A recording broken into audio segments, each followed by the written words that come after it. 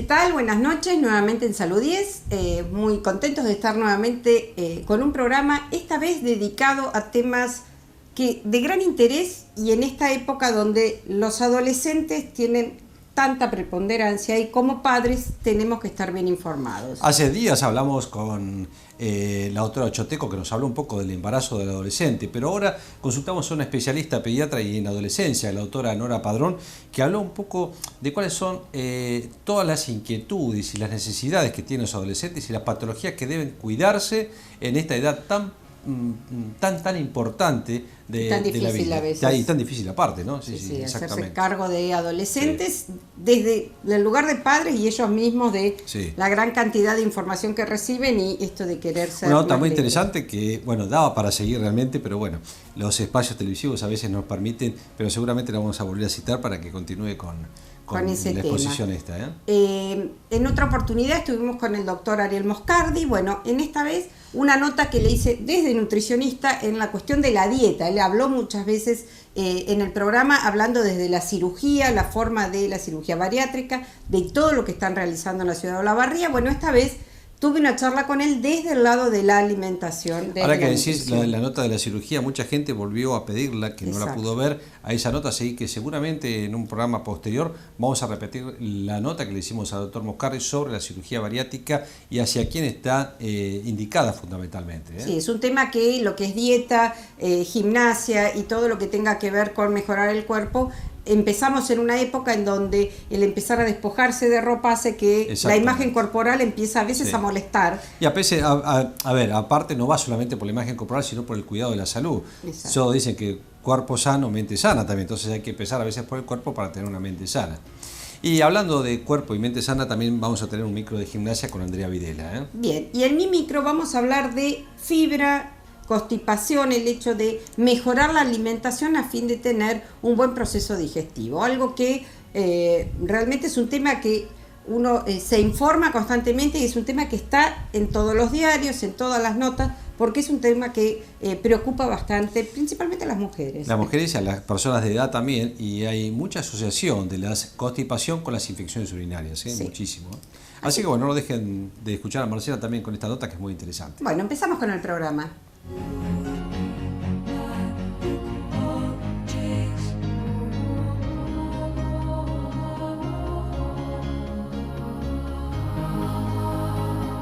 Estamos con la doctora Nora Padrón, que es especialista en pediatría y en adolescencia, y la otra vez hablamos un poco de los embarazos de los adolescentes con la doctora Claudia Choteco, pero hoy vamos a encarar un poco la salud de los adolescentes que a veces terminan su ciclo pediátrico y es un poco que quedan un poco a la deriva y no saben qué es lo que tienen que controlarse. Pero más de los controles, es muy importante saber que se les tiene que dar un enfoque del punto de vista de enseñanza y de cómo se deben cuidar ellos, no solamente con su salud, y quiero hacer un hincapié en su salud sexual, porque es un poco cuando empiezan a tener un poco de actividad sexual, y además ustedes saben que los jóvenes hoy en día, por ahí ha sido siempre, pero hoy se ve mucho más el tema del alcohol, que también interfiere en muchas de sus acciones y lo vemos en forma cotidiana. Nora, yo te hice una introducción, gracias por estar con nosotros. Muchas gracias por invitarme. Y bueno, la salud del adolescente es muy amplia, ¿no es cierto? Sí. Y es un campo bastante nuevo en realidad, porque antes se hablaba de la pediatría y después de la pediatría los varones quedaban en el aire y las mujeres por ahí empezaban con su ginecólogo un poco más adelante. Contame, ¿cómo se ve la adolescencia de la salud del adolescente? Bueno, mira, en general la adolescencia es una etapa de la vida donde uno tiene toda su potencialidad, no son tan frecuentes las enfermedades de tipo infeccioso, pero en la adolescencia se inician muchas de las enfermedades. El 70% de las causas de muerte prematura en los adultos tiene raíz en problemas que comenzaron en la adolescencia, como es el alcoholismo, como es el tabaquismo, la obesidad, los problemas de hipertensión, los que están relacionados con el estilo de vida, los que están relacionados con los accidentes. Ese momento empieza a marcar, digamos, exactamente, todo eso, ¿no? Muchas de esos problemas de salud se inician en la adolescencia y si uno trabaja en prevención desde esa etapa, bueno, puede aminorarlos. De hecho, no solo, o sea, todos están bastante imbrincados, porque sí. de pronto el tema alcoholismo, por ejemplo, bueno, cuanto más precoz es el inicio en el tema alcohol, cuando de hecho hay chicos que están empezando a los 11 años con el tema alcohol, sin duda eso genera que tengan más posibilidades de desarrollar un alcoholismo cuando es adulto y con más seriedad. Lo mismo con el tema del tabaco, ¿no? Hoy la iniciación, vos sabés, en el hecho, por ejemplo, de empezar a fumar, muchos chicos empiezan a los 12, 13 años y nosotros vemos en el futuro las EPOC, ¿no es cierto? Sí, las enfermedades pulmonares obstructivas crónicas. Entonces, poder trabajar en esta prevención de patologías en esta edad es clave. Sí. Por otra parte, como bien decís vos, el tema de iniciación sexual temprana. Disculpame un segundo, acá hablaste un poco de las adicciones legales, ¿no es cierto? Pero hoy vemos también que muchos chicos se inician con el tabaquismo de la marihuana. Tal cual, mira, en realidad la marihuana se está naturalizando en su uso cada vez más. Hoy llegan a la consulta por, digamos, complicados con la adicción, fundamentalmente pacientes con problemas con alcohol y cocaína. La marihuana no es que no haga nada en absoluto, al contrario, es una droga que a través de la sustancia que posee, que es el tetrahidrocannabinol, actúa a nivel cerebral y va provocando alteraciones en la conducción nerviosa que generan que el paciente se tilde, que le cueste concentrarse, que pierda oportunidades por esto, que a veces se asocia con trastornos de ansiedad, a veces es el gatillo precipitante de enfermedades psiquiátricas, donde vemos pacientes que debutan con crisis de esquizofrenia, que tal vez la iban a desarrollar en su vida o no, pero aparecen de forma muy precoz por la marihuana. Esto de que el paciente le cueste concentrarse es lo que hace que justamente empieza a fracasar en lo que es la escuela, después empiezan también en las relaciones de pareja, porque de pronto están bien en algunos momentos y mal en otros. O sea, la marihuana no se asocia con situaciones en general de violencia, como sí lo ocurre con la cocaína de pronto. Pero es el disparador inicial. Exacto, pero muchos pacientes pasan del uso del consumo de marihuana al consumo de otras drogas. Otros quedan con marihuana solamente. Es frecuente para mí ver chicos que por ahí me dicen que toman alcohol los fines de semana, pero sin embargo la marihuana por ahí la usan en la semana también. Claro. Y no solamente se ha naturalizado en la población adolescente, sino que en la población adulta. En adultos también. Entonces, y bueno, y el tema alcohol, es un tema difícil porque los adultos tenemos mucha hipocresía en ese tema. Y somos muy culpables de todo esto. Claro, en realidad uno ve que los adolescentes empiezan en el consumo de alcohol a través de estas fiestas previas que están totalmente, que se hacen generalmente, el 90% que ocurre a previas y siempre en la misma casa. No toman bebidas por ahí, tanto cerveza, por ejemplo, o sea, por ahí toman cerveza que tiene 6 gramos de alcohol en 100, pero por ahí toman Fernet que tiene 40, o vodka, o bebida blanca, vodka, tiene 40, claro, Ginebra, casi 50. Entonces, eso hace que realmente naturalicen la toma del alcohol y la asocian a que es la única forma de poder pasarla bien. La usan en las previas a veces sin haber tomado nada, en poco tiempo tratan de tomarse todo, no depende tanto o sea, no tienen en cuenta que la masa corporal y la forma en que degradan las sustancias en el hígado son diferentes. Totalmente. Y uno ve intoxicaciones agudas con alcohol en chicas y chicos de por ahí 13, 14, que experimentan para ver de qué se trata y terminan por ahí internados con una intoxicación. Vos fíjate que nos llama la atención a veces cuando a través de una noticia periodística vemos que chicos que se han muerto en estas fiestas electrónicas por drogas más pesadas, pero lo que vos decís del alcohol, de cocaína, de marihuana y de todas estas cosas que se hacen en las previas, esto lo vemos acá. Totalmente, todos los días. Y todos los fines de semana. Todos los fines de semana. Y muchas veces mezclado con situaciones que les ponen en riesgo su vida. De hecho, vos sabés que el 50% de las situaciones de accidentes están vinculadas con la toma de alcohol. Sí. Nosotros, sumarle a eso la sensación de omnipotencia que tiene todo el adolescente, que le parece que no le puede pasar nada. Sí, sí, sí. Entonces, sumado a eso, el hecho de que hay padres que le regalan a sus hijos para los 15 una moto, cuando realmente no está en condiciones de tenerla. Otro arma. Y claro, en eso realmente, viste, más allá de todo el contexto externo que los chicos tienen, toda la sociedad de consumo que continuamente la bombardean, Sí. hay chicos que llegan a la adolescencia subidos en un escalón relativamente sólido digo porque está sustentado por seres humanos que les pasan Sí. cosas, que por momentos el escalón se viene un poco abajo, pero siempre priorizan a los chicos y los tratan de levantar. Pero también hay chicos que llegan a la adolescencia en una salsa de arenas movedizas, ¿viste? Entonces, sí. ahí, sumado a que vivimos en una sociedad donde los adultos todos se quieren adolescentizar, tratar de hacer una veneración a la juventud, cuanto más jóvenes parezcamos mejor, tratamos de copiar. Es un choque de... Claro, entonces realmente si vos me decís, los chicos, ¿a quién tienen que tratar de copiar o a quién pueden tener como guías, como maestros? Bueno, esto está desdibujado en esta Totalmente. sociedad. A ver, vos no sos ni psicóloga ni socióloga, y ni yo tampoco, pero vemos que hay una degradación de la sociedad en cuanto a la adolescencia hoy en día, de los cuales somos culpables los adultos sin lugar a dudas, pero hay algo que no sé qué es lo que se escapa, porque prevención se hace, prevención se habla, se les dice, y por ahí no somos rígidos de poner castigos o de poner frenos a nuestros hijos. Y porque uno dice, bueno, está bien, una previa, y bueno, sí, que se junten en casa, y no hay problema, pero bueno, todo esto, este permisismo que existe, prefiero que estén en casa y no que estén en la calle, pero después salen en la calle en un estado...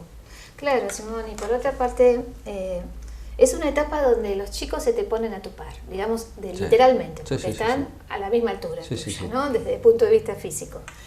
Ese crecimiento en algunos padres los desestabiliza. De pronto ya no tienen a chiquito que podían dominar y que no replanteaba cosas. El chico hoy te juzga, con verdades y con errores, pero te juzga. Y además tenés por otro lado este adulto que se cree que si se está como amigo de su hijo va a poder llegarle mucho más. Y la realidad es que las amistades son las que el chico va a elegir. Y uno ocupa un lugar de padre, de abuelo, de referente, porque a veces no, por distintas situaciones de la vida no podemos contar con los dos padres, o hay un problema de salud en la familia que desestabiliza todo, o a veces hay muchas situaciones que no son buscadas por nadie, que de pronto caen en un núcleo familiar y lo desestabilizan. La prevención tiene que estar para fortalecer esos momentos pero también, ese chico está en un periodo de crecimiento, aunque sea grande y parezca ya que te pasó en altura. Exacto. Necesita que lo acompañes, su desarrollo, eso tiene una base, o sea, el desarrollo frontal es el que está relacionado con el raciocinio, con las emociones, con la impulsividad, termina de madurar de más o menos a los 20 o 21 años. Entonces, y generalmente antes en las mujeres que en los varones. Por eso hay personas que necesitan un tiempo de acompañamiento en toda su adolescencia que hace que no puedas deslindarte de ese papel como padre o como educador. Me parece importante que el que hace adolescencia esté en esto y que los padres sepan que hay gente que está trabajando en estos temas. Nora, déjame 2 minutos nada más porque queremos ir a una tanda y quiero volver a hablar sobre el tema sexual también en los adolescentes, que realmente es muy importante. Dale, ya volvemos.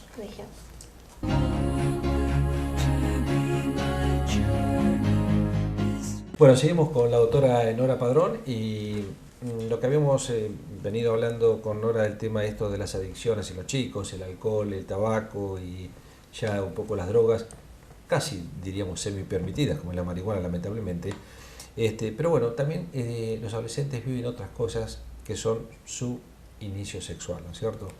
Y no siempre a veces es normal, a veces puede llegar a ser conflictivo para su futuro si esto no lo hacen de una forma ordenada, o podemos decir de una forma más racional y más, no después de haber tomado una botella de vodka y de haber fumado y al otro día no acordarse con quien tuvo una relación sexual, ¿no? Ni la chica ni el varón. Tal cual, eso ocurre, Simón.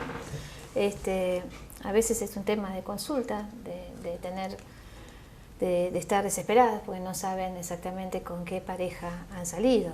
Sí, sí. En realidad, la iniciación sexual se ha corrido a una edad de aproximadamente entre 13 y 14 años. En esto yo diría que hay tanta diversidad como individuos, o sea, cada cual vive su adolescencia Seguro. distinto. Hay chicas que lo ven de pronto como una salida a un entorno familiar totalmente, realmente que no pueden seguir viviendo en ese entorno familiar, entonces buscan un escape.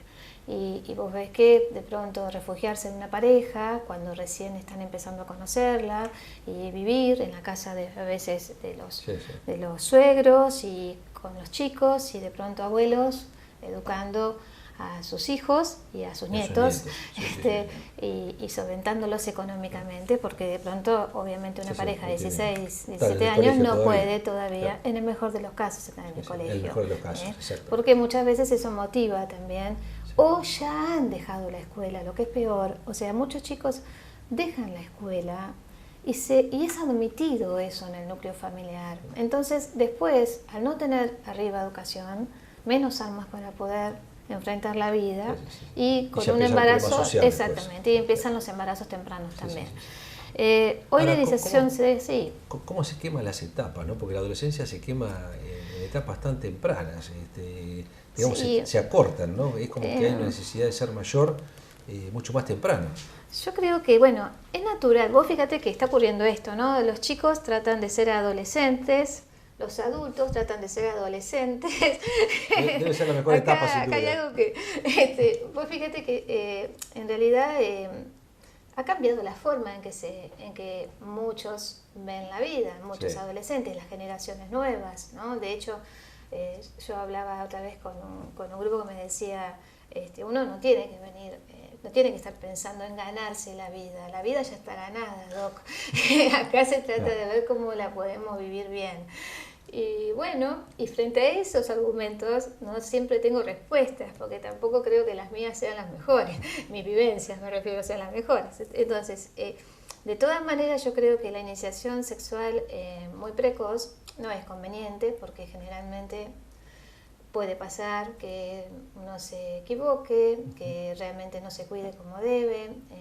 Las enfermedades de transmisión sexual hoy se ven al toque. Muchísimo. Y hay un rebrote. Exacto. Sí, sí, y los embarazos adolescentes también. Después, en cuanto al hecho en sí, de cómo lo ven los padres, te diría que es muy difícil para un padre aceptar la sexualidad en este aspecto de su hija o hijo.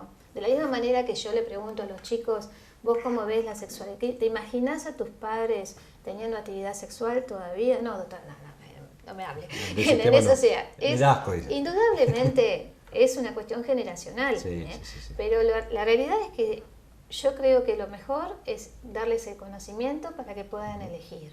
Porque si uno es un tema que no lo quiere hablar con su hijo porque piensa que si lo habla va a llevarlo o a estimularlo para que se inicie sexualmente, está eso totalmente equivocado, ya está recontra confirmado que no es así. Uno tiene que dar las armas para que pueda defenderse, y si no conoce, no puede elegir. Por eso la importancia de que no dejen la escuela, que muchos chicos es ahí donde reciben la instrucción. Y quererse un poco, ¿no? Valorarse y quererse un poco. Por supuesto. Sin duda. Por supuesto. Bueno, Nora, tu nota es muy interesante, da para gracias. mucho de adolescencia y realmente es muy lindo y preocupa bastante. Si bien la adolescencia es una de las etapas más lindas, más bonitas, y creo que es una etapa que la debemos enriquecer. Se debe enriquecer y prevención y esta educación deben hacer en la familia, en el núcleo de la familia fundamentalmente, en el colegio y entre los chicos también hablarlo, porque a ver, no es más piola aquel que tiene una relación sexual más temprana, ni es más piola aquel que fuma un cigarrillo más temprano, todo lo contrario, porque eso al pasar la vida, y se lo dicen dos personas que hemos ya tenemos nuestros Vivido años algo. y hemos pasado unas cuantas adolescencias, después realmente se ven perjudicados en un futuro, ¿no? Sin duda. Nora, te agradecemos mucho Bueno, por muchísimas estar gracias con por la nosotros. invitación. Muchas Por gracias. favor, continuamos con el Salud 10.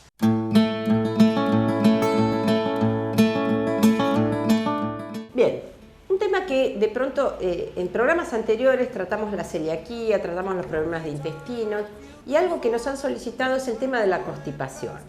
La constipación, que es un trastorno del intestino, tenemos dos trastornos habituales que pueden suceder como diferentes, las diarreas y la constipación. Las diarreas generalmente son a causa de problemas alimentarios por el consumo de algún virus, alguna bacteria, algún alimento en mal estado o una alteración digestiva, y la constipación es un mal que aqueja principalmente a las mujeres por estos hábitos de corridas que tenemos de un trabajo a otro, de no tener los tiempos para dedicarle a la evacuación intestinal, y por supuesto que la alimentación tiene muchísimo que ver. Partimos de algo importantísimo, que es el consumo de líquidos, el consumo de agua. Todos los pacientes que tienen trastornos en la evacuación intestinal, sin llegar a constipaciones muy patológicas, radica mucho en el consumo de líquido. Por lo tanto, hablar de duplicar el volumen habitual de lo que cada uno consume. Esto de consumir 2 litros de agua a veces es muy genérico, pero todo depende de lo que consume cada uno. Uno intenta educar al paciente que trate de duplicar lo que toma habitualmente. Y ahí nos empezamos a dar cuenta cuánto estaba consumiendo antes. Que tome, supongamos, de lo que distribuye habitualmente de líquido, que agregue una botellita de medio litro a la mañana y una a la tarde, como extra. Y ahí se empiezan a dar cuenta si consume mucho líquido o no. Y es factible consumirlo. Por supuesto que la actividad física tiene mucho que ver, la caminata, con los procesos evacuatorios, los tiempos que le voy a dedicar al proceso evacuatorio, uno debe hacer su rutina, y la alimentación. Bases importantes para la alimentación: el consumo de verduras y frutas, preferentemente crudos en aquellos que pueda consumir la totalidad de la verdura, por ejemplo, o de las frutas, comerlas con cáscaras aquellas que se permita, no exprimir una naranja, comer la naranja entera, porque en el ollejo es donde tenemos la mayor cantidad de fibra.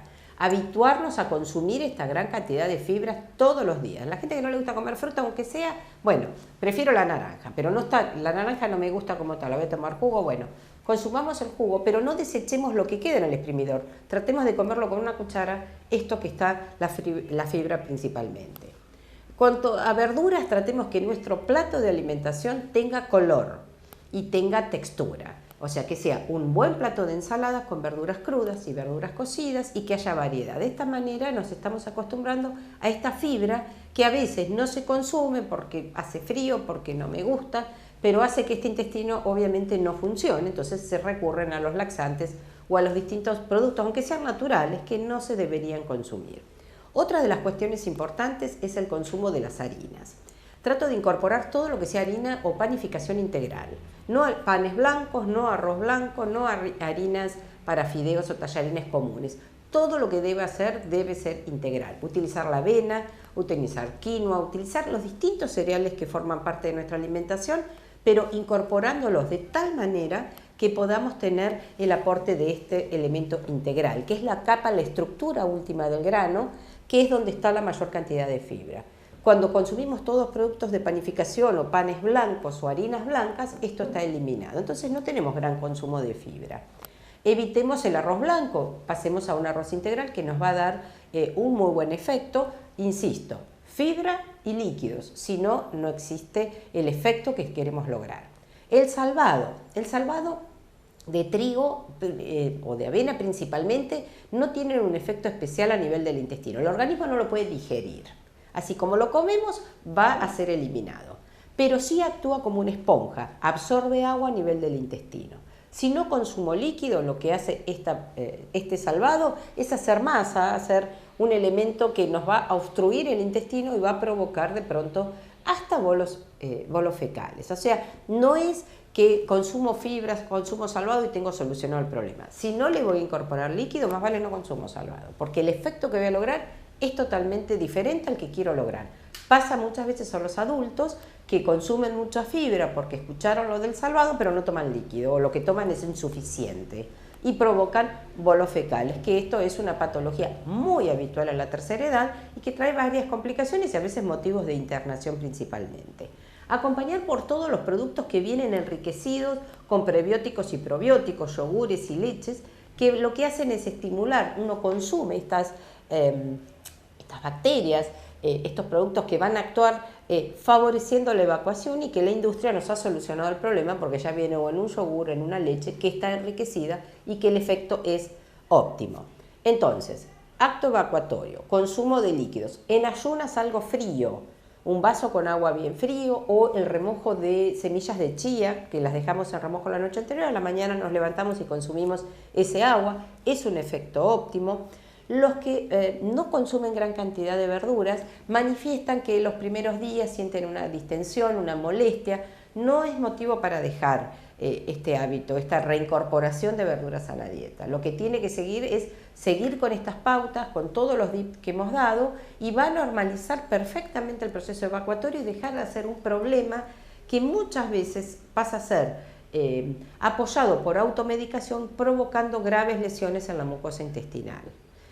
Más todos los problemas que puede traer una constipación severa, problemas de hemorroides o de daños de la mucosa intestinal, principalmente de la última porción. Así que tema a tener en cuenta: acto evacuatorio, líquido, consumo de fibra y una vida sana, caminata al aire libre, disfrutando, y seguramente buena promoción y prevención de la salud. Gracias.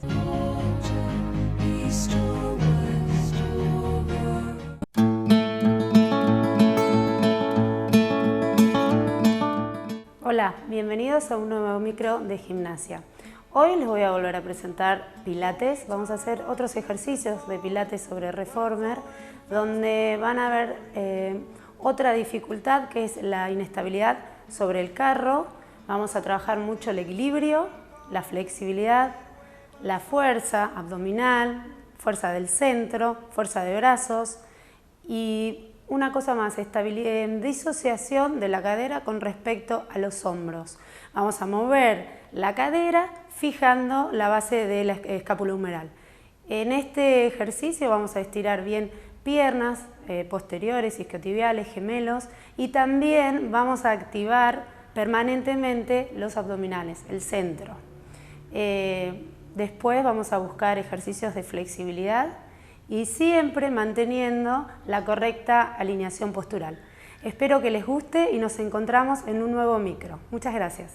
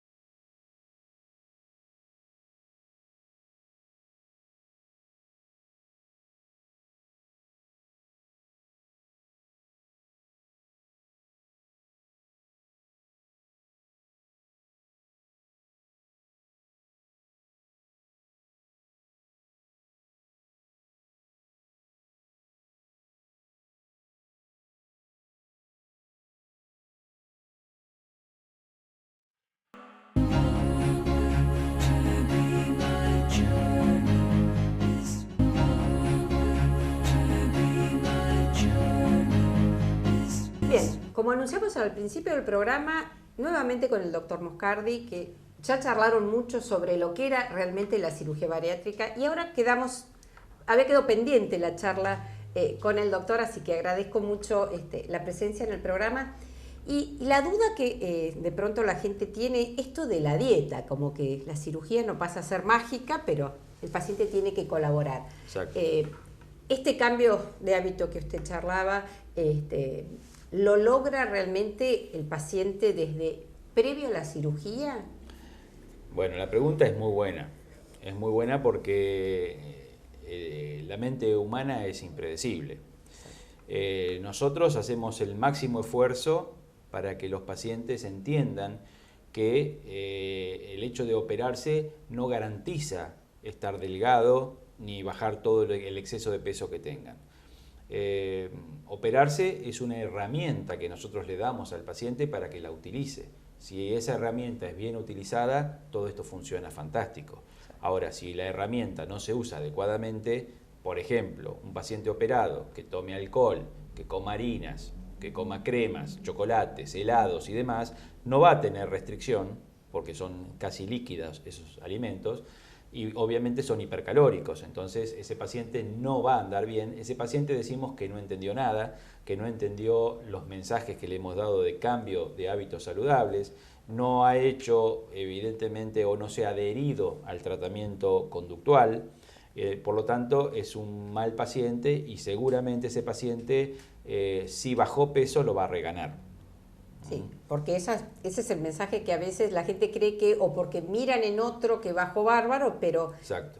yo siempre les digo, imiten lo bueno. Exacto. Esto del cambio positivo. Nosotros le decimos a los pacientes, más que nada los nutricionistas, ¿no? los médicos nutricionistas del equipo o los licenciados, y la psicóloga también insiste bastante en esto, que el éxito del tratamiento está en cumplir lo pautado. Lo pautado, nosotros, como el paciente no se opera de un día para el otro, tarda entre 3 y 5 meses en operarse, nos da tiempo como para tener entrevistas con el paciente, entrevistas con la familia para comprometerla, porque imagínate que en una mesa familiar el paciente operado comiendo un churrasquito con ensalada y al lado le están comiendo huevo frito con papas fritas. Sí. O no, esto de no moderar el volumen. Claro, entonces empezar a achicarlo. Para los pacientes es muy difícil, es muy duro.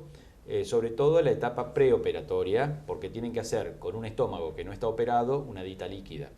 Eso es duro, pero difícil. Es tanto el entusiasmo que tienen Exacto. por la cirugía que esos 15 días los hacen, podríamos decir, de taquito. El objetivo es tan cercano que, porque que se arriesgan. no les cuesta realmente hacer esos 15 días de dieta líquida. Es duro, pero lo hacen contentos.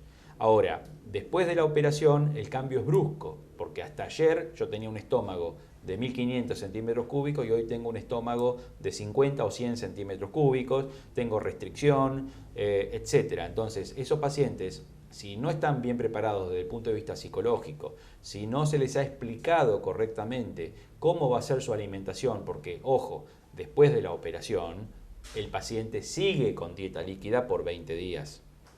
¿Sí? 20 días de líquidos, luego 20 días de papillas, o sea, todo alimento procesado, y recién después del día 40 de operado empiezan a masticar. Esto se hace así para proteger las suturas que hacemos en el estómago, porque si yo como algo sólido al otro día de operado, se rompe la sutura. Y romper la sutura significa una complicación grave para ese paciente, como es una dehiscencia de la sutura, una apertura la costura se abre, ¿sí? Y obviamente los jugos gástricos y los jugos intestinales saldrían al abdomen y eso obligaría a una reoperación o a una internación prolongada con otras medidas. Otras complicaciones. Es una complicación seria, ¿no? Seria. Después que pasan esos 40 días, ¿cuál es la educación que recibe el paciente? ¿Cómo se va a insertar en la alimentación familiar? Normalmente, el paciente, nosotros le decimos, usted va a comer lo mismo que come su familia, por supuesto, siguiendo las pautas mínimas de una alimentación saludable. Es decir, ejemplo, si en la familia comen, qué sé yo, milanesas con ensalada, el paciente come milanesa con ensalada. Por supuesto, la milanesa al horno, Sí. Va a ser más reducido el volumen. Y va a comer, lamentablemente no, va a comer, gracias a la cirugía, un volumen muy mínimo que la gente no cree que va a comer eso porque no se lo imagina. Exacto. Un paciente que en general son de comer grandes volúmenes de comida, encontrarse con que va a comer una milanesa que no es más grande que la palma de la mano y que con eso no sé si la termina y va a estar satisfecho. Es decir, porque el achicamiento del estómago provoca en el paciente la misma sensación que si hubiera comido mucha cantidad de comida. 5 milanesas cuando tenía otro estómago. Claro. Esta idea de ¿se agranda el estómago? No. Porque la gente cree, se me achicó Sí. mágicamente eso y es se agrandó. A ver, cuando termina... Hay 2 operaciones, habíamos dicho en el otro programa. En una, achicamos el estómago, lo dejamos transformado de una gran bolsa en un tubito. Un tubito que tiene de ancho 1,5 centímetros y de largo 25 centímetros. Ese tubito, que es el nuevo estómago, puede estirarse, porque el órgano es elástico, pero jamás puede dilatarse al tamaño de un estómago normal. No. Si eso ocurre, hubo una falla técnica en la operación. Está mal operado.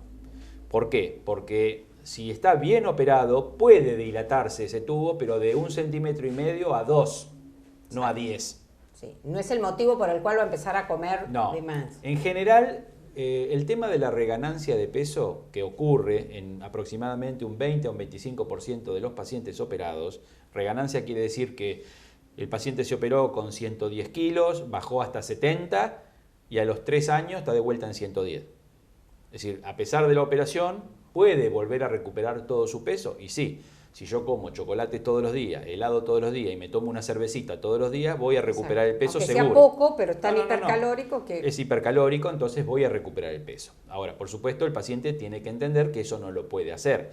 Una cosa es darse un gusto de comerse un helado chico, por ejemplo, en verano, una vez por mes, y otra cosa es tomarse un helado de medio kilo todos los días. Exacto. ¿No? Bien. Entonces, lo que nosotros tratamos es que el paciente entienda que debe cambiar hábitos. Si no logramos eso, estamos perdidos. Estamos perdidos.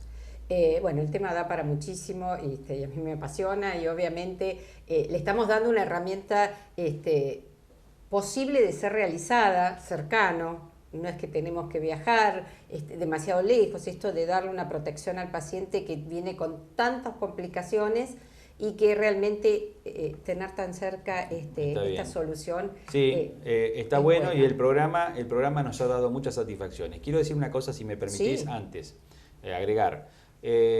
La cirugía bariátrica es la cirugía para disminuir peso, pero existe hoy, se ha agregado hoy un nuevo concepto que es la cirugía metabólica.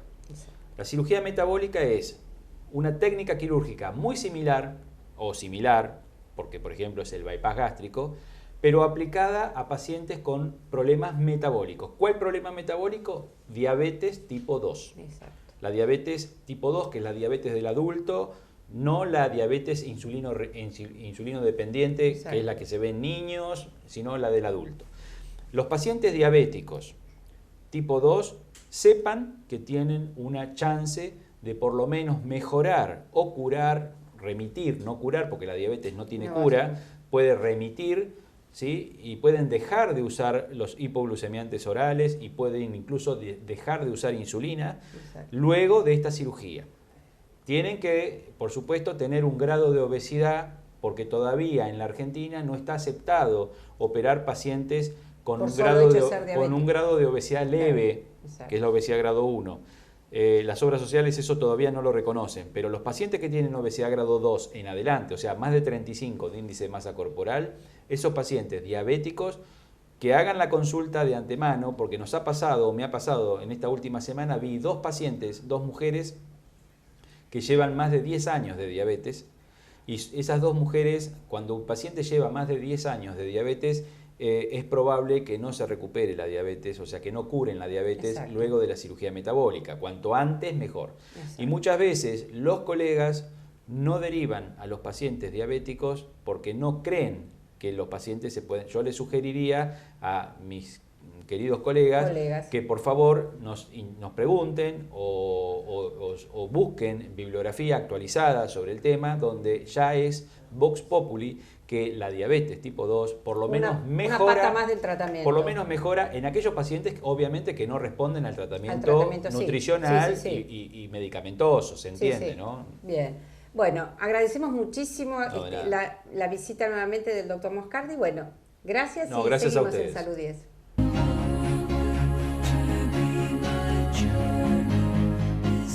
Llegamos al final de Salud 10 Televisión. Marcela, un programa muy interesante. Otra vez abordamos el tema de la adolescencia, en este caso con la doctora Nora Padrón, que nos habló un poco de todas las secuencias de enfermedades e inquietudes que puede llegar a tener en esta edad tan difícil que es la adolescencia. Exacto, ¿no? el hecho de hacer partícipes a los adolescentes de toda su problemática ayuda a poder entenderlos. Exactamente, A veces que sí. los hacemos cargo de tantas cuestiones que a veces es cuestión de entenderlos o Totalmente. de hacerlos partícipes.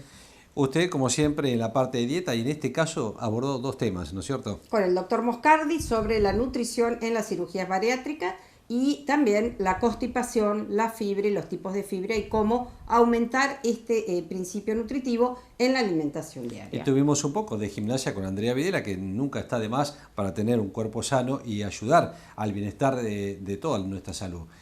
Muy interesante el programa anterior, que fue bastante abocado al tema odontológico, y que bueno, mucha gente realmente nos mandó sus inquietudes y bueno, esperemos que en varios programas de nuestro ciclo abordemos no solamente temas médicos, sino también odontológicos, kinesiológicos, por supuesto de nutrición, de gimnasia, todo lo que hace al bienestar de su salud. Bien, en 7 días estamos nuevamente. Gracias por acompañarnos. Adiós.